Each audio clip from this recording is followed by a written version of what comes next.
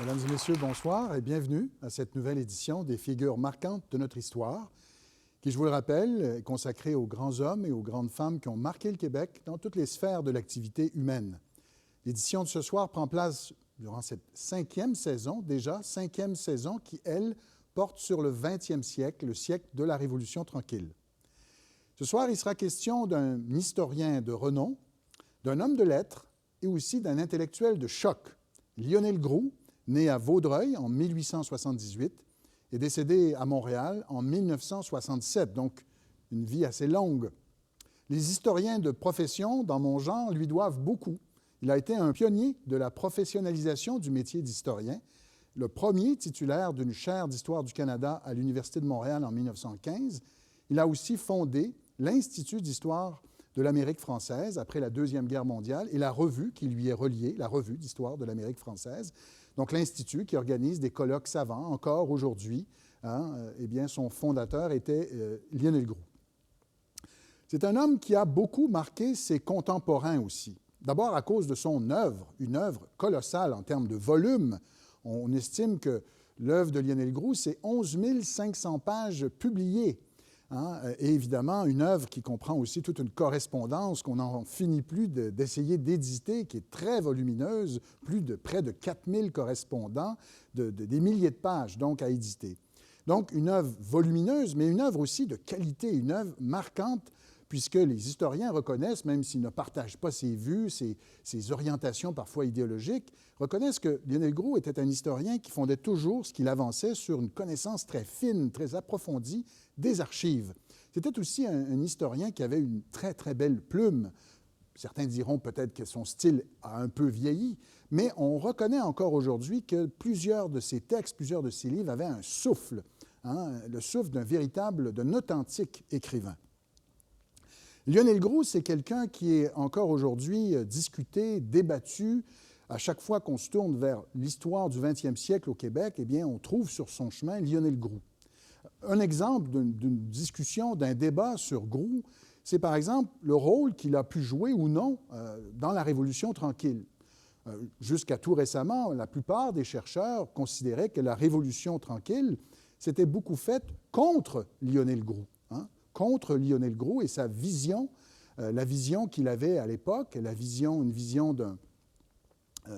d'un traditionnaliste chrétien, très axé sur le destin d'une nation culturelle, celle du Canada français, mais d'autres, plus récemment, ont dit que non, peut-être que la Révolution tranquille doit beaucoup, au contraire, à Lionel Groulx, puisqu'il avait déjà imaginé plusieurs des grandes réformes qui seront opérées durant les années 60, dès les années 20, avec un groupe autour d'une revue qui serait l'Action française, qui deviendra plus tard l'Action nationale.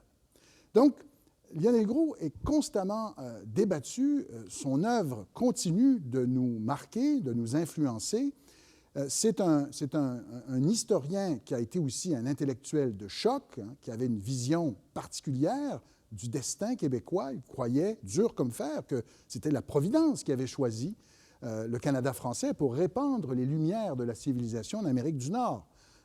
Et donc, même s'il avait ce point de vue-là, il avait aussi une grande foi dans l'avenir.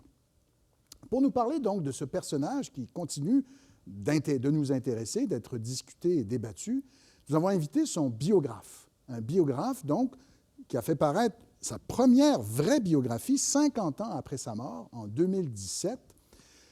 Biographe qui est lui-même, évidemment, un historien, spécialiste en histoire intellectuelle, histoire des idées, et qui est professeur au Collège militaire royal de Saint-Jean. Donc, il me fait plaisir d'accueillir ce soir Charles-Philippe Courtois. Merci de prendre place. Merci.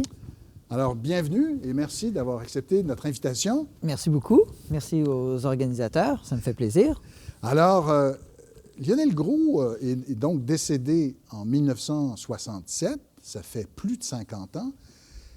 Mais on a l'impression qu'il est toujours présent. On a l'impression que périodiquement, il revient occuper une part de l'actualité pour toutes sortes de raisons, souvent des raisons de controverse.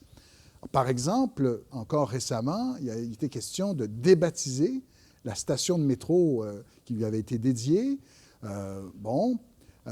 Comment vous expliquez que Groulx soit encore présent, que Groulx soit encore débattu, discuté, certains diraient controversé? C'est vrai que peu d'historiens, québécois en tout cas, suscitent ce genre de polémique. Ouais. Donc, il se démarque. Pourquoi? Je pense que c'est en partie parce qu'il a joué le rôle d'un historien national et que dans toutes ses activités comme écrivain, comme penseur, comme intellectuel engagé, il a beaucoup contribué à faire évoluer la conception de soi qu'avaient les Québécois, disons, ou les Canadiens français, de la nation canadienne-française ou de la nation québécoise. Donc, il a contribué à l'évolution du nationalisme au Québec au 20e siècle d'une façon exceptionnelle. Et donc, quand on parle de l'identité québécoise, souvent, moderne même, on en revient à lui malgré tout, malgré le fait que souvent on pense que l'identité québécoise moderne se définit peut-être en antithèse de ce que pourrait incarner Lionel Groulx, on en revient beaucoup à lui. Donc, je pense que ça explique la place qu'il occupe. Ensuite, il a fallu donc 50 ans avant d'écrire une biographie. C'est quand même surprenant, puisque l'homme a tellement... Et donc, c'est vous avez été donc le premier à publier une véritable biographie de Lionel Groulx en 2017. C'était quoi votre intention? Quand vous avez commencé à travailler quand, d'abord, sur ce livre, Simple curiosité? Ça a été long, je crois, c'est normal, oui. Ça prend du temps, passer à travers les 11 500 pages et autres. Et c'est ça. Mais quelle était votre intention? Qu'est-ce que vous vouliez démontrer ou enfin faire connaître? Je dirais que j'ai travaillé sur le livre lui-même au moins pendant 5 ans. Oui. Mais j'avais une base de recherche sur Groulx, les mouvements dans lesquels il était impliqué. Donc, je pense que c'est un projet où, en réalité, ça m'a occupé pendant plus longtemps que ça. Et quelle était mon intention? Je pense qu'une de mes intentions, clairement, c'était de bien comprendre Lionel Groulx, qui était un personnage controversé quand moi, j'étais un jeune étudiant à l'université. Je voulais naïvement, si vous voulez, là, connaître la vérité, savoir qui il était vraiment. C'est une ambition que tous les historiens caressent, mais on sait très bien que c'est difficile d'atteindre vraiment à la vérité pour le passé, mais quand même. Et donc, comprendre Groulx, comprendre qui il était, quelle était sa véritable pensée. Il y a eu énormément de controverses autour de ses idées, de quelles pouvaient être ses positions, son influence, et ainsi de suite. Donc, je voulais en avoir le cœur net là-dessus et être capable de le comprendre pour aussi le raconter, l'expliquer, essayer de voir et d'évaluer quelle avait pu être son influence sur sa société. Alors, première chose qui frappe, on va parler maintenant de la vie du chanoine. Première chose qui frappe, c'était un homme évidemment de tradition, un homme, mais il grandit un peu contre son gré dans une famille recomposée. Évidemment, pas le même genre de famille recomposée qu'on connaît aujourd'hui, mais il grandit quand même dans une famille recomposée. Parlez-nous de cette famille, de ce milieu social.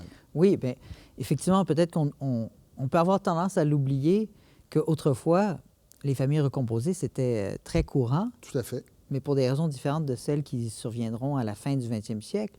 Évidemment, c'était surtout pour cause de décès.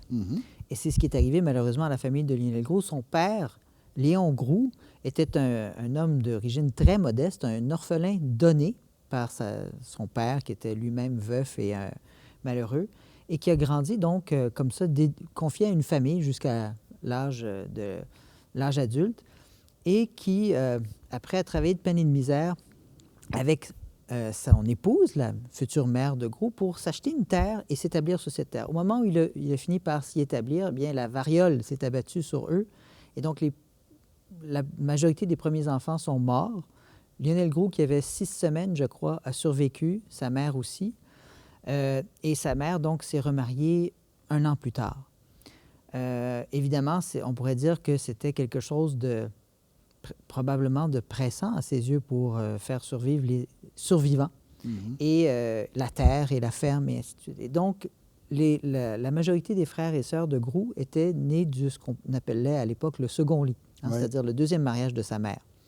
C'est une famille très nombreuse. Je crois que sa mère a eu 16 grossesses.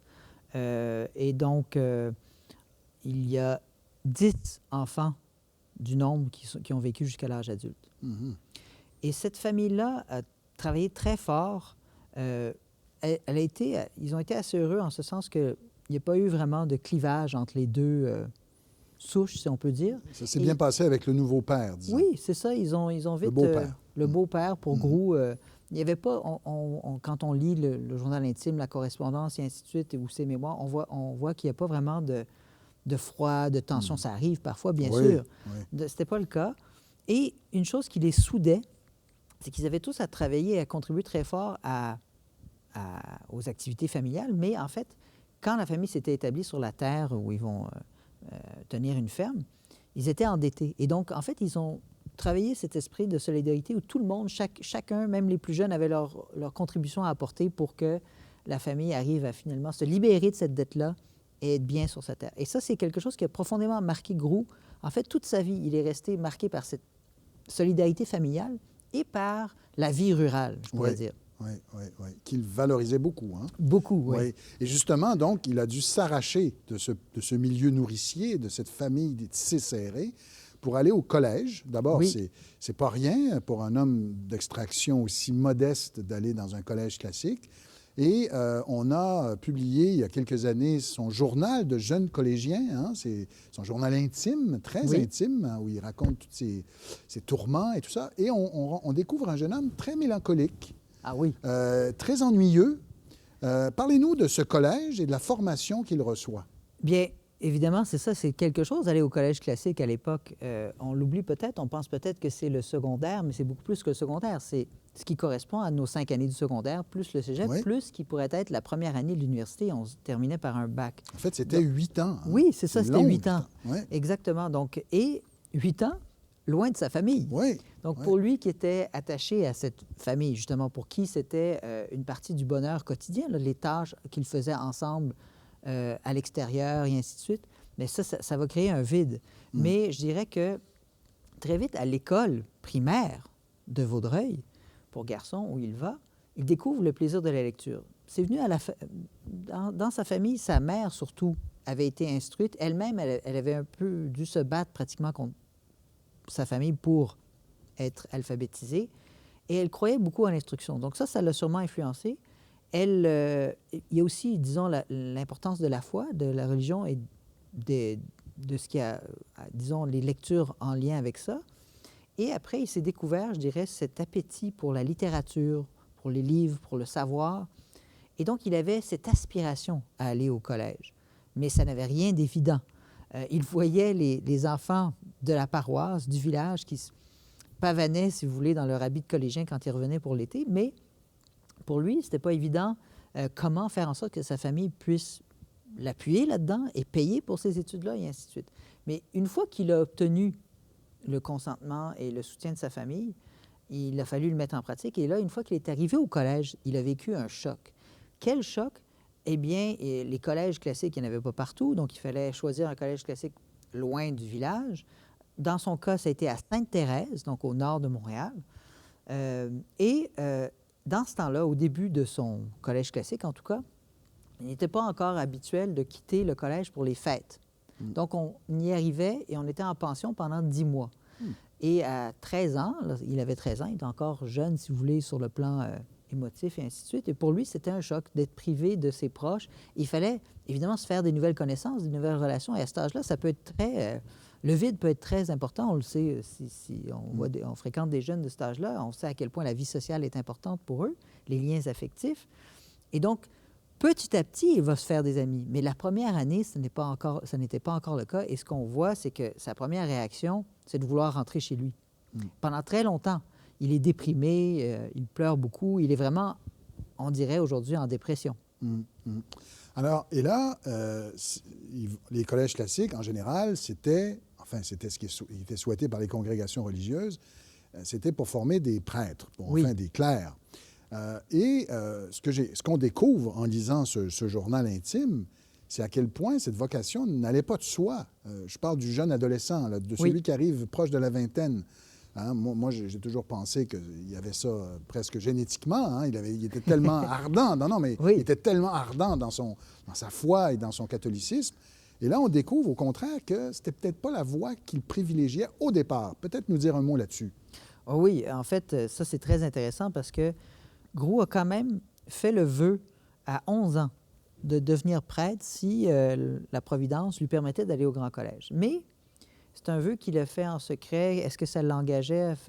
Est-ce que ça engageait ses parents lorsqu'ils l'ont envoyé au collège? Ça, c'était pas clair. Et c'est vrai que les collèges classiques étaient administrés par l'Église, favorisaient les vocations religieuses. Souvent, c'était des petits séminaires et c'était la carrière qu'on mettait le plus en valeur. Mais il y avait, bien sûr, il y avait toutes sortes de profils.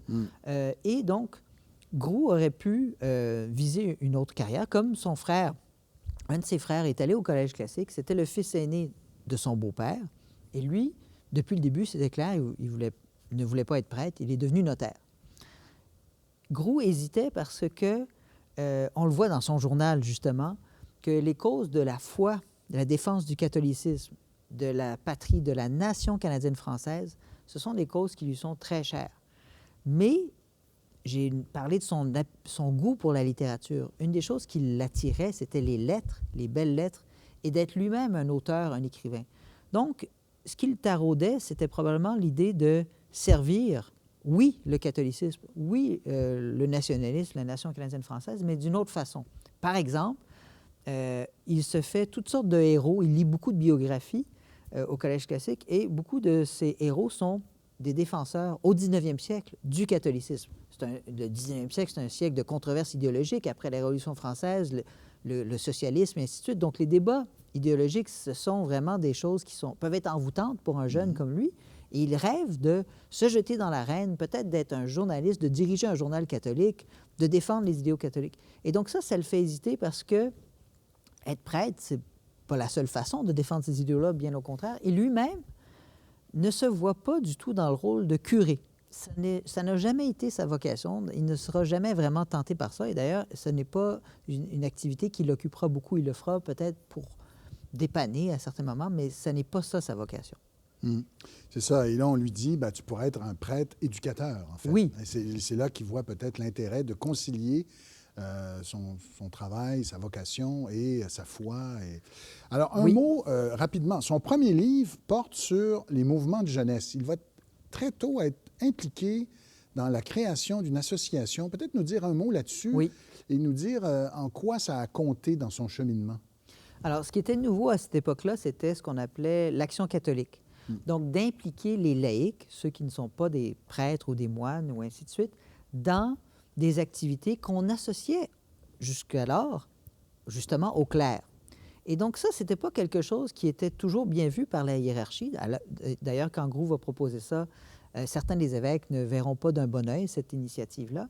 Ça a commencé en Europe, en Belgique et en France. Et au Québec, on va créer une ACJC, l'Action catholique de la jeunesse canadienne-française, sur le modèle de leurs équivalents en Belgique et en France. Et c'est ce que Groulx a tenté de mettre sur pied dans le collège classique où il va commencer à enseigner avant même d'avoir fini ses études pour devenir prêtre. Donc, dans la région de Vaudreuil, a été créé un nouveau collège classique, un nouvel évêché à Valleyfield. Donc, c'est là qu'il enseigne. Et c'est là qu'il essaye d'organiser un peu les jeunes dans quelque chose qui est très moderne, donc, à ce moment-là, pour stimuler quoi en eux? Bien, effectivement, le catholicisme, la foi, par rapport aux tentations de la jeunesse, de la vie moderne, et ainsi de suite, mais les tremper un peu dans une réévaluation de ces idéaux-là proches de l'âge adulte, pour que ça reste avec eux après dans leurs différentes carrières. Et aussi le nationalisme. Donc, ces deux idéaux de jeunesse comme collégien, il les garde. Évidemment, il croit qu'il peut servir ces idéaux-là en tant que prêtre éducateur, éduquer la future élite de la nation, dans le fond. Et c'est dans cette optique-là qu'il voit un grand intérêt dans un mouvement comme celui-là qui peut être très formateur pour les jeunes, les garder dans le droit chemin, si on veut, enfin, en les occupant par des activités positives plutôt que par les bêtises qu'on va être tenté de faire quand on s'ennuie. Et il y avait les deux volets pour lui. Et c'est ce qu'on verra avec la CJC qui va devenir un très gros mouvement. Il ne sera pas le seul à contribuer à sa fondation. C'est vers 1903-1904. Mais ça va devenir le principal mouvement de la jeunesse étudiante canadienne-française pendant plusieurs décennies. Donc, c'est un mouvement qui a remarqué plusieurs générations. Justement dans ce sens-là, favoriser, si on veut, le catholicisme et le nationalisme auprès de cette jeunesse. Arrivons à sa vocation d'historien. Oui. Il n'avait pas, à l'origine, une formation de docteur en histoire, Pas du tout. comme on a maintenant quand on aspire à pratiquer ce métier. Non. C'est la voie obligée même.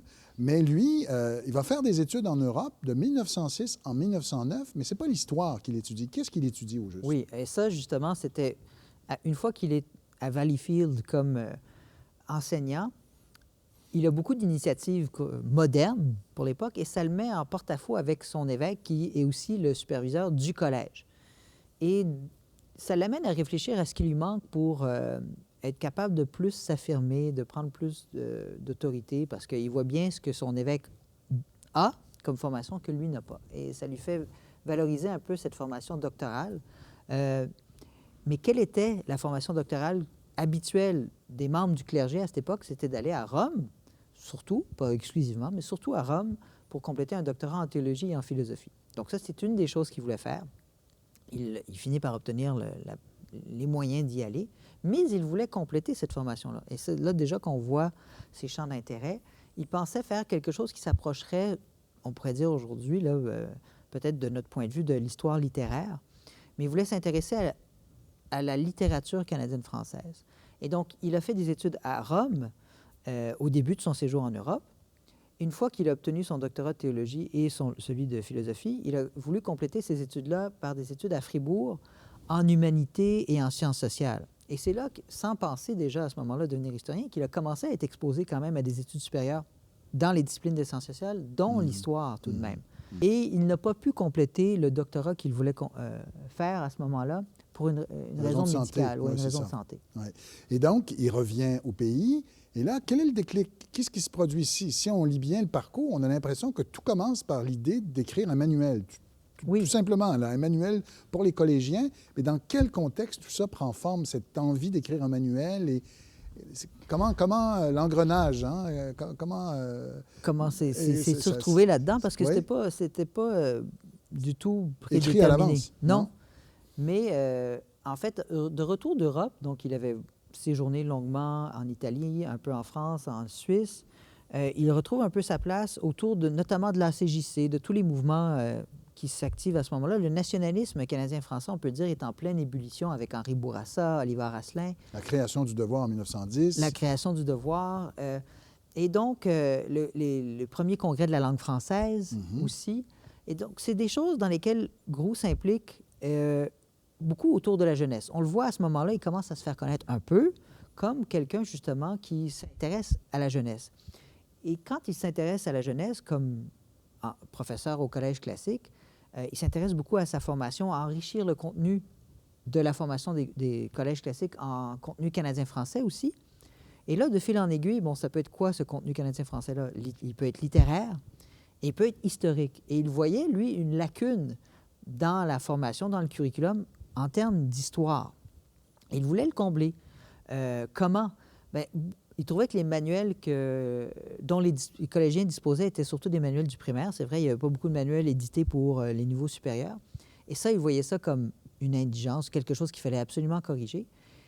En attendant qu'il y en ait qui soient publiés par des historiens, eh bien, il avait essayé d'en composer un pour ses propres étudiants. Il voulait enrichir leur formation avec quelques cours d'histoire du Canada. Et il en a composé un de manuscrit qui commençait à circuler parmi les étudiants. Ça, c'est une chose. Mais la controverse qui lui a permis de se faire connaître sous cet angle-là, elle est venue du Devoir, justement. C'est Henri Bourassa qui a déploré le fait qu'il y avait des lacunes dans la formation historique dans les collèges classiques et dans les universités canadiennes françaises qui expliquaient, selon lui, que si on comparait des parlementaires britanniques à des parlementaires canadiens-français, les Britanniques, eux, étaient à même de se référer à toute l'histoire juridique et politique de la Grande-Bretagne pour inspirer leurs propres décisions, alors que les Canadiens-français, qui avaient un rôle important à jouer à Ottawa ou à Québec pour défendre les droits des Canadiens-français, étaient un peu ignares, malheureusement, selon lui, en la matière, et que ça, c'était une lacune à combler de toute urgence. Il avait dit d'ailleurs la même chose, Henri Bourassa, au début du siècle, à propos de la formation économique, et ça a donné HEC. Bien, c'est vrai, c'est très juste. Et puis, Oui. il y avait quand même un mouvement qui était poussé par ce qui s'appelait la Ligue nationaliste, qui a été formée justement autour de Bourassa, avec Oliver Asselin et ainsi de suite, qui déplorait et poussait les lacunes, on va dire, de la formation universitaire canadienne-française et poussait pour qu'elle soit réformée. on peut dire qu'ils ont touché une corde sensible auprès de Monseigneur Ouais. Bruchézy, qui a voulu justement moderniser les universités, et du gouvernement du Québec quand même, hein, parce que Ouais. le HEC, ce n'était pas l'Église du tout au départ, bien sûr. Et c'est un peu là-dedans le contexte a changé. Il y a eu d'ouvertures qui ont permis à Lionel Groulx de se tailler une place comme historien. Parce que Monseigneur Bruchézy a voulu donc étoffer la formation offerte et la recherche, même si c'était peut-être pas formulé tout à fait comme ça, quand même, c'était un peu l'idée, à l'Université Laval de Montréal, comme on l'appelait à l'époque. Et donc, en littérature canadienne-française, en histoire, il n'y avait rien pratiquement. Groulx, dans la controverse qu'il y a eu dans le Devoir, dans les pages du Devoir autour de cette question-là de l'enseignement de l'histoire, a réussi à mettre en lumière, si on veut, son initiative au Collège classique. Et là, beaucoup de gens tout de suite, ont écrit au Devoir et lui ont demandé de publier son manuel. Mais il était bien loin d'être capable de publier un manuel. Donc, il s'imaginait pouvoir le faire en faisant un peu de travail aux archives. Alors, il a pu y aller vers 1913, 1914, en 14, et donc il a pu se rendre à Ottawa pour essayer de travailler aux archives. Là, il s'est rendu compte que non, même en travaillant les archives, Oui, il n'y arriverait pas. Et les archives qui étaient, à ce moment-là, raconte-t-il dans ses mémoires, dans un fouillis épouvantable, rien à voir avec les archives d'aujourd'hui qu'on a presque tous en ligne, etc. Donc, c'était un fouillis, et il le dit que c'était... bon. Et là, donc, on crée une chaire. En 1915, il sera le premier titulaire de l'Université Laval de Montréal, comme vous avez dit. L'Université de Montréal est officiellement fondée 5 ans plus tard, avec sa propre charte, je pense. C'est ça. Et donc, là... Il ne faut pas imaginer les historiens de l'époque, l'historien de l'époque comme l'historien d'aujourd'hui, dans son séminaire avec quelques étudiants ou des salles de classe pour des futurs maîtres. Là, il fait des conférences publiques. Hein. C'était la mode, hein. C'était comme ça qu'on procédait. L'historien faisait des conférences publiques, de niveau universitaire, mais publiques, ouvertes à tous et à toutes. Et ces conférences-là sont courues, quoi. Ça attire beaucoup de gens. Bien, ça, ce qui est intéressant, c'est qu'au fond, si on regarde la vocation initiale de Lionel Groulx, qui veut former les élites futures de la nation, stimuler, en fait, la défense des idéaux du nationalisme et du catholicisme, ça l'amène bien sûr à s'intéresser à l'histoire parce que c'est un des fondements pour lui et pour les gens de son époque du patriotisme, bien évidemment.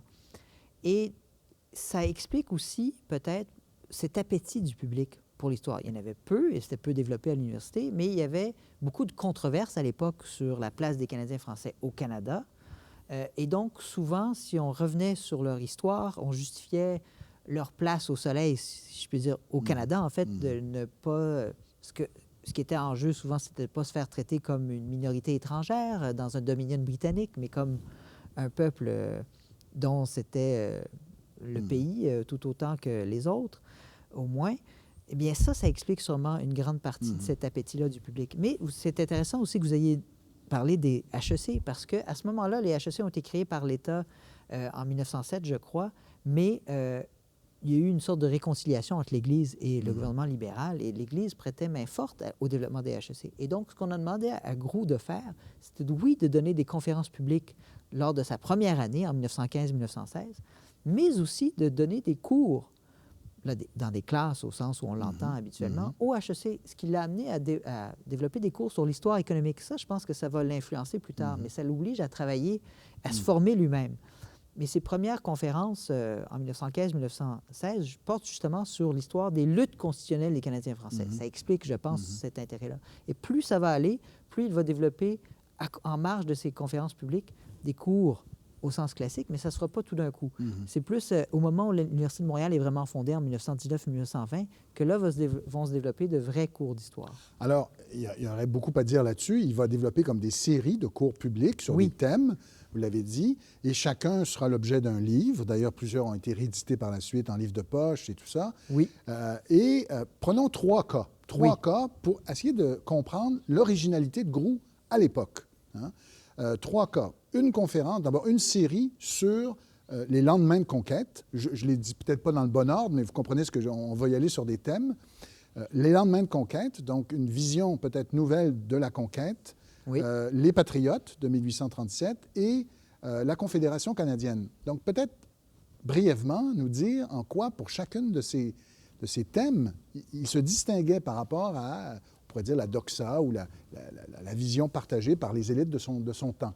Donc, sur la conquête anglaise, En quoi se démarquait-il sur ce thème? Il avait beaucoup de travail devant lui pour se mettre à enseigner comme ça, donc il a passé beaucoup de temps comme autodidacte là, à se former à la lecture des historiens de l'Antiquité, allemands, britanniques, français, nord-américains, notamment américains, et ainsi de suite. Mais les thèmes que vous avez nommés, ce sont des choses qui l'intéressaient déjà, bien entendu. Oui.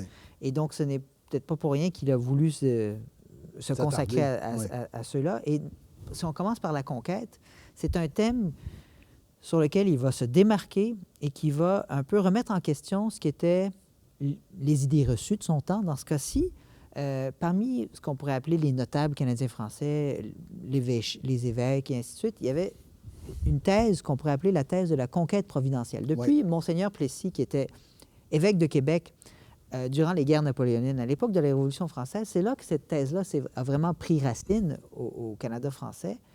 Qu'est-ce qu'elle entendait, cette thèse-là? Bien, évidemment, au début, à la fin du 18e siècle, les ancêtres des Canadiens français de l'époque de Groulx voyaient la conquête comme un malheur national. Sauf qu'ils ne s'attendaient pas à voir arriver la Révolution française. Et donc, du point de vue, si on veut, de Monseigneur Plessis...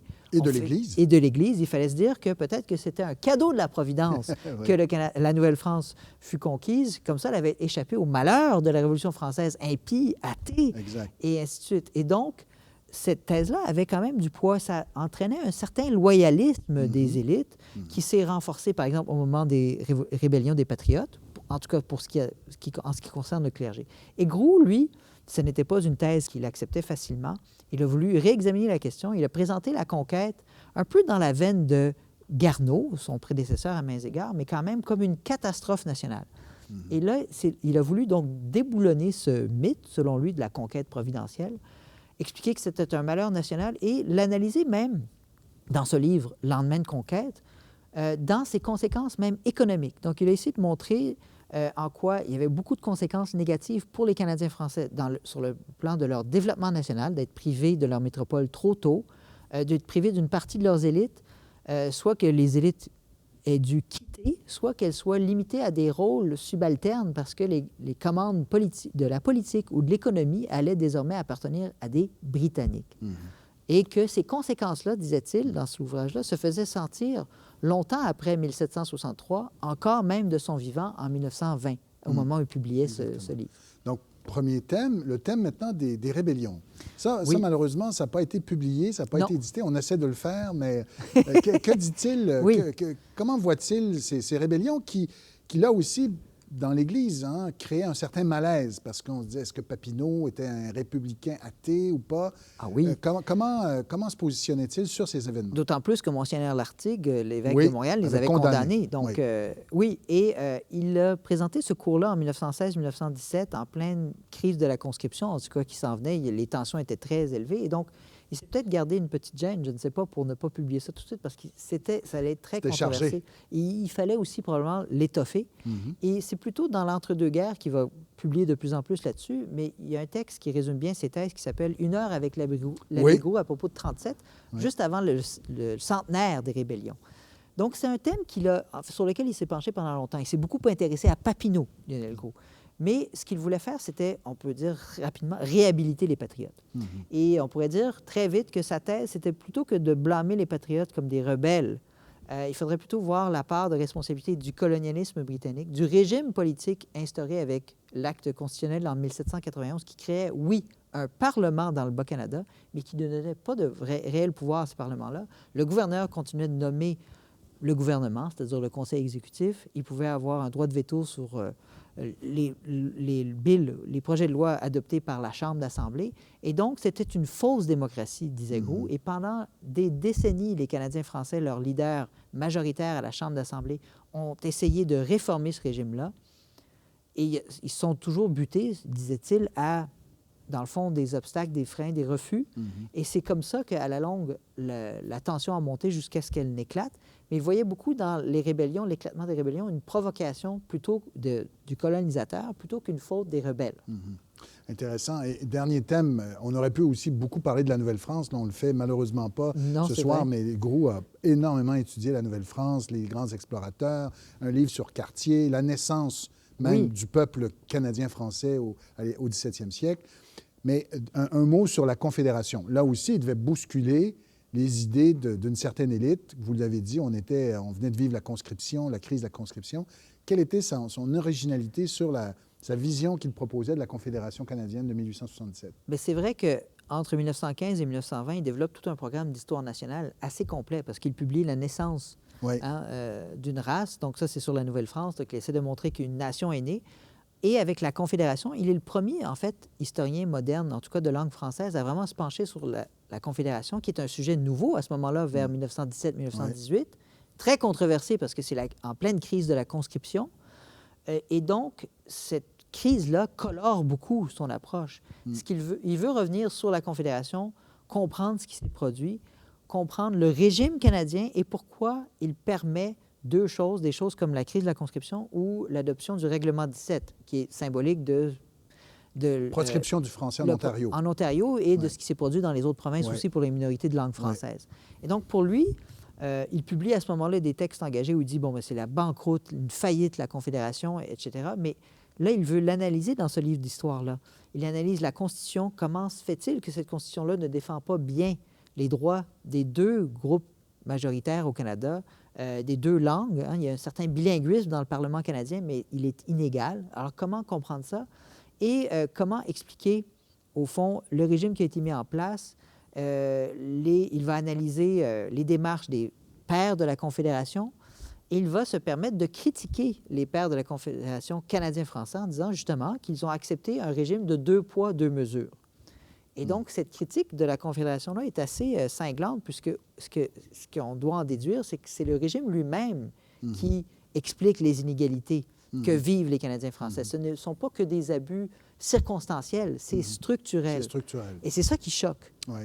Alors, écoutez, le temps file, il nous reste 20 minutes. Un mot sur la création d'une revue extrêmement importante, l'Action française, en 1917. Il est un des fondateurs. Qui a été un laboratoire pour la pensée canadienne-française. Ils ont mené plusieurs enquêtes sur la condition des Canadiens français.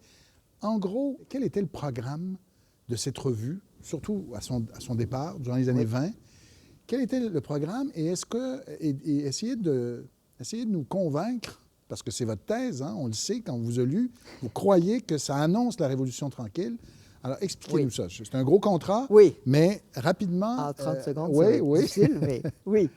En fait, d'abord, quand il quitte Valleyfield pour Montréal, Groulx s'installe au milieu d'un groupe de nationalistes proches de Henri Bourassa, du Devoir, et ainsi de suite. Donc, déjà militant pour les droits du français, des choses comme ça. C'est la Ligue des droits du français qui va créer l'Action française en marge du Devoir, un peu pour compléter le Devoir avec une revue, pour des articles plus longs, d'une pensée plus développée. Mais ce que Groulx voit là-dedans, c'est qu'il faut absolument dépasser la question des seuls droits du français. C'est une pensée nationale globale qu'il faut. Les droits du français, c'est une chose, mais il faut défendre la nation dans toutes les sphères culturelles, politiques, économiques.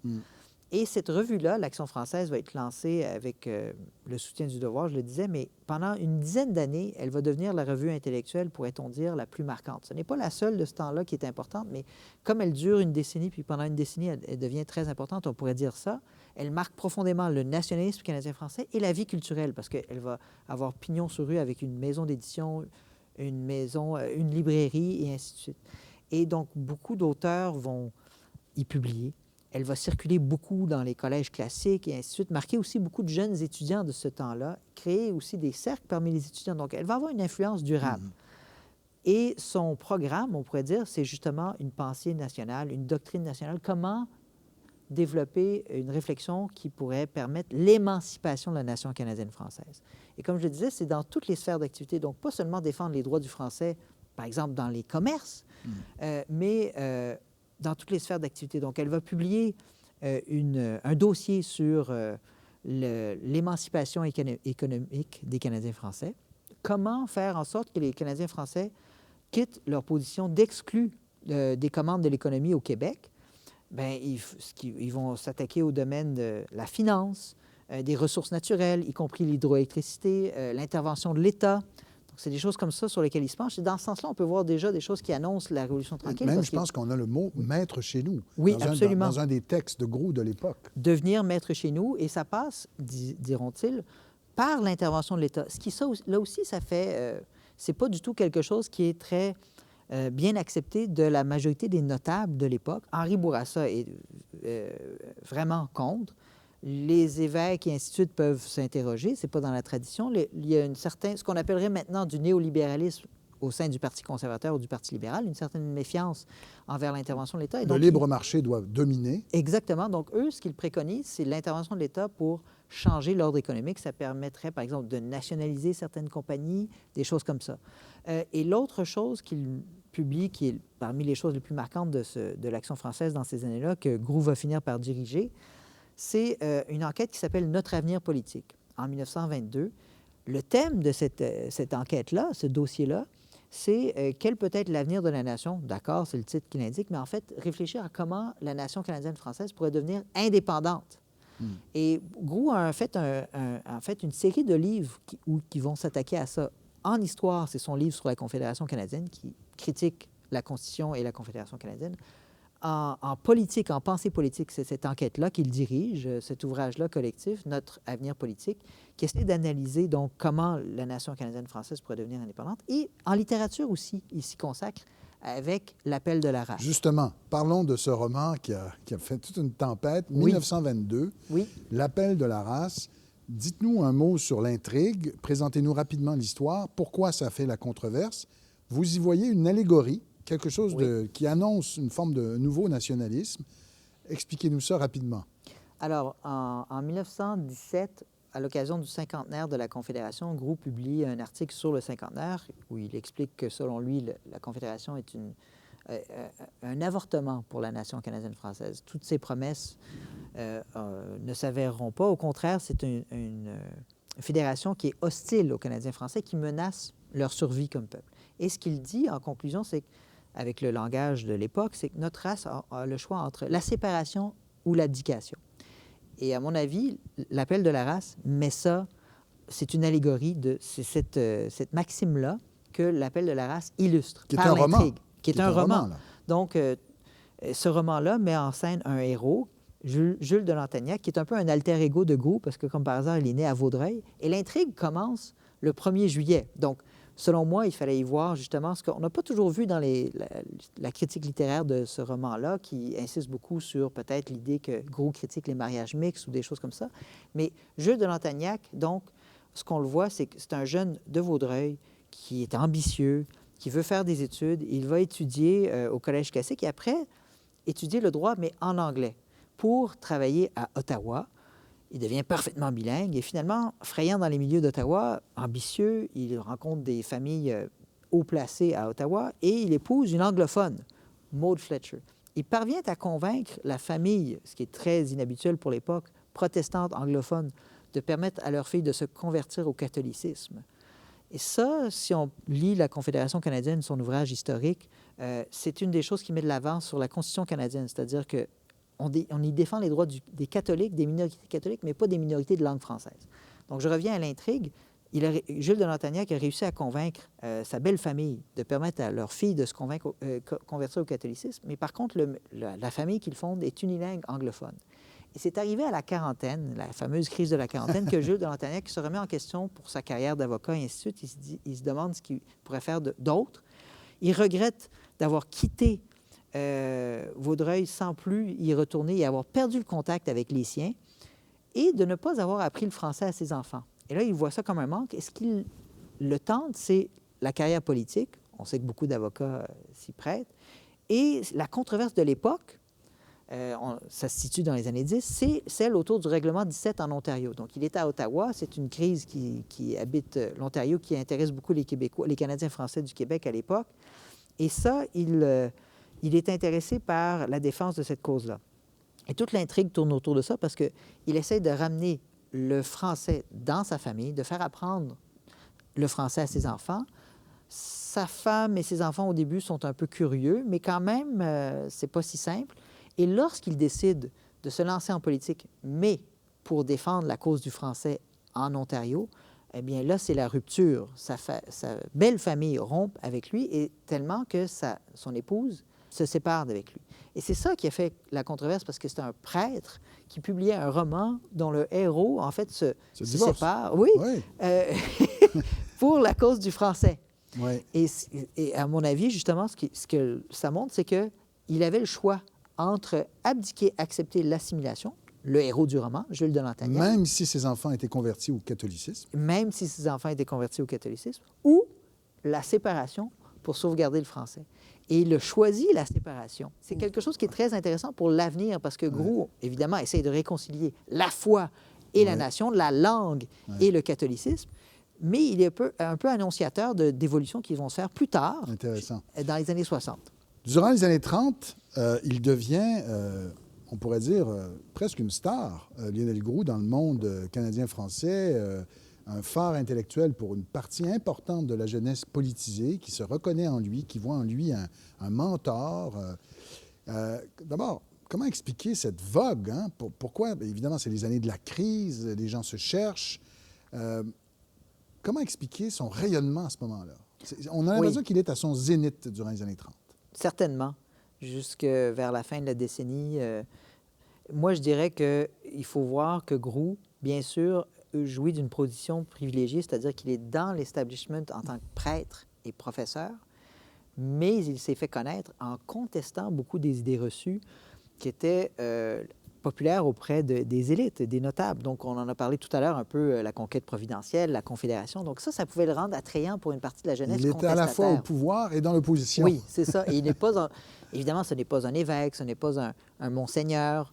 Donc, il n'est quand même pas si proche que ça du pouvoir, ce qui lui permet de garder cette position-là. Oui, bien sûr. Mais justement, comme il est prêtre, il n'est pas non plus...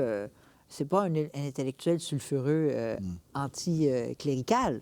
Donc, ça lui permet d'être lu dans les collèges classiques. Ça lui permet d'être quand même reçu jusqu'à un certain point dans les universités catholiques aussi. Au fond, cette jeunesse-là qui conteste, qui est attirée pour une grande partie d'entre elles, par le nationalisme, la défense des droits du français, par exemple, ou des Canadiens français au Canada, Groulx, donc, est une figure attrayante parce que lui se permet de critiquer bien davantage le régime canadien que beaucoup d'autres ne le faisaient. Puis plus on avance, c'est déjà le cas dans les années 20, mais dans les années 30, évidemment, avec la crise, mais là, la contestation attire encore plus la jeunesse, on pourrait dire. Alors, écoutez, on ne peut pas ne pas parler de la question, justement, on a dit l'appel de la race, naissance de la race, c'est un autre de ses livres. Oui. L'appel de la race, penchons-nous vite sur cet enjeu-là, parce que quand Groulx est contesté, critiqué, on réfère souvent à ce qu'on appelle son antisémitisme des années 30, des textes qu'il a écrits sous pseudonyme. Quelle est votre évaluation de ce contentieux qu'on a souvent contre Groulx? Bon, d'abord, rapidement, pour le mot « race », il faut replacer dans son époque. Au 19e siècle et au début du 20e siècle, on utilisait ça comme on le dirait aujourd'hui, groupe ethnique, peuple. Civilisation. Et donc, il ne faut pas le lire comme on le lira plus tard, parce qu'il n'était pas encore employé de cette façon-là. Même le mot « ethnie » n'était pas en circulation vraiment. Par contre, pour ce qui est de l'antisémitisme, là, il faut se pencher sur la question avec quand même en l'étudiant minutieusement, parce que l'antisémitisme au sens propre, à mon avis, c'est une idéologie moderne qui devient populaire au 19e siècle et qui devient beaucoup plus importante, bien sûr, encore, et malheureusement, dans les années 30. Mais il y a quelque chose de beaucoup plus large et beaucoup plus ancien qui est une méfiance des chrétiens envers les Juifs. Et je pense que Groulx appartient à son époque et que c'est quelqu'un qui, en tant que prêtre catholique, fait partie de tous ces Canadiens ou Canadiens français ou Canadiens anglais qui étaient en faveur d'un Canada chrétien. Et donc, dans les politiques d'immigration de l'époque, en fait, on favorise ça, une immigration chrétienne. Donc, de ce point de vue-là, il ne se démarque pas de son temps. Est-ce qu'on peut dire qu'il est véritablement antisémite au sens de l'idéologie moderne là, qui fait rage qui dans les années 30? Qui considère que les Juifs sont le problème central de la civilisation. Je ne pense pas. Parce que les antisémites, comme les nazis, comme Adrien Arcand, pour en prendre un qui est bien canadien-français, font de la question juive, comme on disait dans ce temps-là, une question centrale. Et donc, on explique, je ne sais pas, moi, par exemple, chez les catholiques français, la Révolution française par les minorités religieuses en commençant par les Juifs. Pour les nazis, évidemment, on sait que les Juifs sont la cause de tous les malheurs de l'Allemagne. Et puis, donc, l'élimination des Juifs assurerait le triomphe de la race dite aryenne, et puis donc le triomphe de la domination du monde par les Allemands. Il n'y a rien de tel chez Grou. Donc ça, il faut bien mettre ça au clair. Ce n'est pas du tout quelqu'un qui fait de la question juive une question centrale. C'est quelqu'un qui a des préjugés de son temps, mais qui ne les a pas tous. Donc, on pourrait trouver plus d'ouverture, je pense, chez quelques nationalistes comme Oliver Asselin ou Henri Bourassa envers les Juifs. Chez Grou, par exemple, c'est quelqu'un qui est choqué par la ségrégation des Noirs aux États-Unis, profondément. En Louisiane, par exemple, il voit ça comme étant anti-chrétien, qui est plus ouvert peut-être qu'Henri Bourassa aux droits des femmes, mais il ne se démarque pas de son temps pour l'anti-judaïsme, je dirais. Et il va dire, lui, par contre, que l'antisémitisme, ce n'est pas chrétien et que ce n'est pas une politique à encourager du tout. Mais quand je dis que c'est un homme de son temps, si on regarde le premier ministre canadien du moment, qui est son exact contemporain, William Lyon Mackenzie King, bien, on trouverait justement ce genre de préjugés. Donc, c'est ça qu'il faut recadrer, peut-être. On est toujours dans les années 30. Oui. On sait qu'il y a un changement de régime très important. L'Union nationale est portée au pouvoir en 1936. Oui. Un des instigateurs, un de ceux qui est à l'origine de ce grand changement, c'est Paul Gouin, qui avait fondé l'Action libérale nationale, qui est un admirateur de Grou. Oui. En gros, là, il nous reste 6 minutes pour l'entretien au grand complet, donc on ne peut pas parler que de ça, mais quels ont été les rapports de Grou à l'Union nationale et à Maurice Duplessis? Bon, alors, l'Union nationale, c'est l'alliance entre, justement, le parti dirigé par Paul Gouin et le parti dirigé par Maurice Duplessis. Le parti dirigé par Paul Gouin était très proche de l'Action française et de l'Action nationale et de toutes les politiques de réforme dont on a parlé tout à l'heure. Le programme économique de l'Action française, il est renouvelé dans les années 30 avec des gens comme Esdras Mainville et ainsi de suite. On parle justement de nationalisation de l'hydroélectricité, de programmes sociaux et tout ça. C'est un parti réformiste. Maurice Duplessis, lui, dirigeait le Parti conservateur. C'était un des anciens partis. Et Grou critiquait beaucoup ces anciens partis-là qui étaient pan-canadiens et qui subordonnaient toujours les intérêts des Canadiens français à une majorité canadienne. Donc, il voulait vraiment, lui, favoriser la création de partis nationaux, canadiens-français. Et il se méfiait des anciens politiciens comme Maurice Duplessis. Donc, quand Paul Gouin va perdre, en fait, son rôle dans l'Alliance et que c'est Maurice Duplessis qui va s'imposer comme chef en 1936, Grou va être déçu, méfiant. Et une fois que Maurice Duplessis va prendre le pouvoir, il va être déçu par le traitement qu'il réserve au programme réformiste de ce parti, l'Union nationale. Donc, son rapport sera toujours difficile. L'Union nationale, c'est quand même quelque chose qui répond en partie, parce que ça rompt avec la politique libérale ou la politique conservatrice partiellement, à une partie des aspirations de Grou, par exemple, je ne sais pas, moi, on pourrait dire en défendant l'autonomie provinciale, plus tard l'impôt sur le revenu contrôlé par le gouvernement du Québec, mais il verra toujours dans ce parti-là et dans Maurice Duplessis quelqu'un qui ne voulait pas aller assez loin dans les réformes. Après la Deuxième Guerre mondiale, on a l'impression que là, Grou, là, son étoile pâlit, disons, sur la scène publique. Il n'est plus le phare qu'il était durant les années 30. Il a formé des jeunes historiens qui le critiquent. En gros, toute cette école néo-nationaliste qui émerge dans les années 50 et 60, la Révolution tranquille, en gros, quel est le contentieux avec Grou? Qu'est-ce qu'on lui reproche par rapport à sa perspective et comment Grou réagit-il à ça?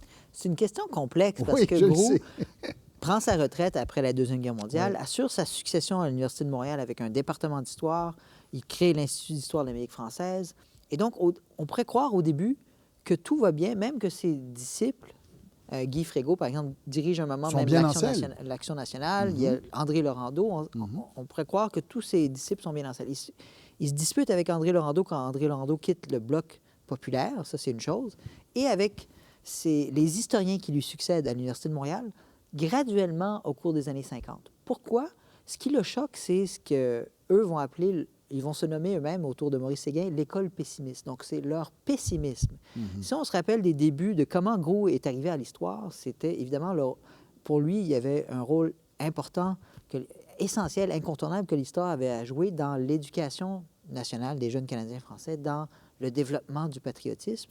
Pour lui, ce pessimisme-là était choquant. Donc, pour les gens de l'École de Montréal, comme on va les appeler, autour de Maurice Séguin, Guy Frégault et ainsi de suite, la conquête, par exemple, c'est une défaite irréparable, une catastrophe irréparable. Donc, la nation canadienne-française, depuis 1763, c'est un avorton, un survivant rabougri qui ne pourra jamais presque s'émanciper de ce statut-là médiocre, parce qu'il ne sera jamais assez fort pour se libérer. Donc, les Canadiens français comme nation ne pourront pas obtenir leur indépendance. Donc, ils sont condamnés à cette médiocrité-là. Groulx voyait là-dedans quelque chose d'un mythe dépresseur, l'antithèse de ce que lui avait essayé d'accomplir, qui était de libérer ces Canadiens français-là d'une mentalité de vaincu, de colonisés, en leur insufflant une certaine fierté, en voyant, selon lui, que cette histoire d'un petit peuple, bien, elle avait une certaine grandeur, qu'il fallait trouver un certain mérite aux Canadiens français d'avoir survécu, en fait, et non pas tout simplement une fatalité là, qui les avait réduits à la médiocrité. Et il croyait, au contraire, qu'on pouvait les encourager à croire en leur avenir, en croire qu'ils pouvaient devenir indépendants ou autonomes. Et donc, c'est là qu'il y a une différence de sensibilité, parce que les deux, ce qui est étonnant, c'est qu'ils se rapprochent sur beaucoup de choses. Par exemple, les deux voient la conquête comme une catastrophe, mais ça s'est fait petit à petit et ça s'est affirmé graduellement à un tel point qu'ils ont eu du mal à se parler, les anciens élèves et le maître. Un froid. En conclusion, il nous reste 1 minute. Une chose qui circule sur Groulx, qui serait la plus injuste selon vous, ce serait laquelle? Une idée là, qui vous irrite, qui circule sur Groulx et que vous trouvez injuste. Bien, on a déjà parlé de l'antisémitisme, donc j'aurais pu dire ça, donc je ne reviendrai pas là-dessus. Il y a quand même l'idée que Groulx, on le voit souvent l'associer à un titre de ses recueils qui s'appelle « Notre maître le passé », et que donc c'était quelqu'un qui était tourné vers le passé par passéisme. Alors qu'avec ce que je disais tout à l'heure sur sa vision de l'histoire, en fait, pour lui, ce qui est important, c'est de comprendre l'histoire du peuple canadien-français pour imaginer son avenir. Donc, l'histoire devait inspirer l'avenir, connaître l'évolution du peuple canadien-français. Ce n'était pas pour s'arrêter en 1663 ou je ne sais quand, mais c'était pour être, en fait, bien conscient que ce peuple-là pouvait se développer. Merci beaucoup, Charles-Philippe Courtois. Donc, merci beaucoup pour cet entretien. Si vous voulez en savoir plus, on peut lire évidemment la biographie de Charles-Philippe Courtois, publiée en 2015, qui est toujours disponible. On peut lire Groulx, mais on peut lire aussi une anthologie. Alors, c'est tellement vaste, Lionel Groulx, qu'on peut commencer par une anthologie où on a là regroupé dans une forme très synthétique plusieurs des idées qu'il a essaimées à travers l'histoire, à travers sa carrière, sur différents thèmes. Donc, merci beaucoup et à bientôt.